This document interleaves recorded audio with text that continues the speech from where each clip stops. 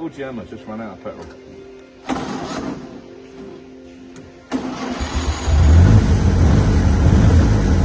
at that.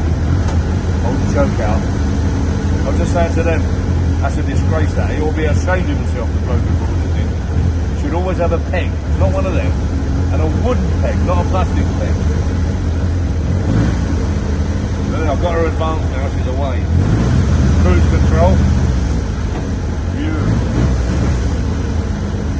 To run about halfway, look, halfway between retard and park. Can you hear it? A lot smooth, a lot happier about halfway.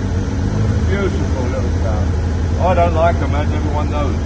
You know, clutches a switch, got no brakes, steering's all over the road.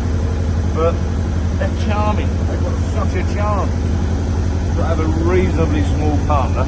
You know, I've seen some couple of big fatties in these, I'm going to enjoy it. I like that, the poor old car's struggling.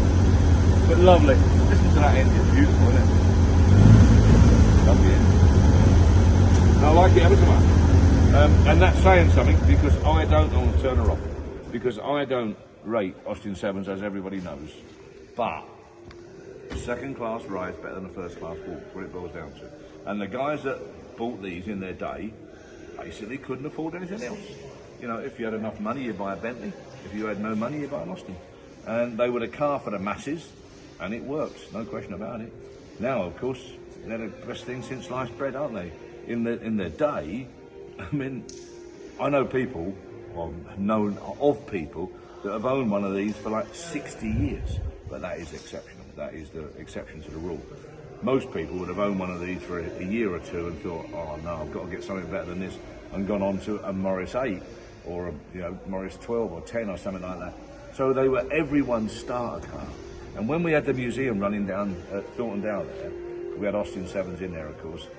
Just about every person over the age in them days of maybe 50, 60, which would now make them perhaps 80, said, first car I learned to drive in was an Austin 7.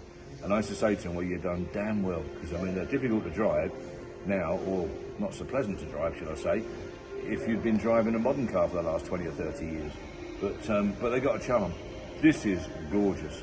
Ladies and gentlemen, come and have a look at this car. I really, really rate this little car. You know I rave on about a lot of cars because I'm an enthusiast, aren't I? And I see the nice points in just about everything.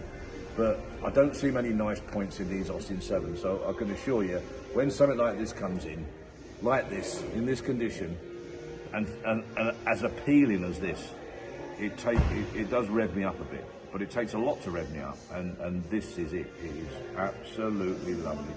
Panels are great, panel fit's great, the doors shut nice, look, beautiful. Even it's look like slow speed and such like, and lethargic behaviour and all the rest of it. I could actually go out in this.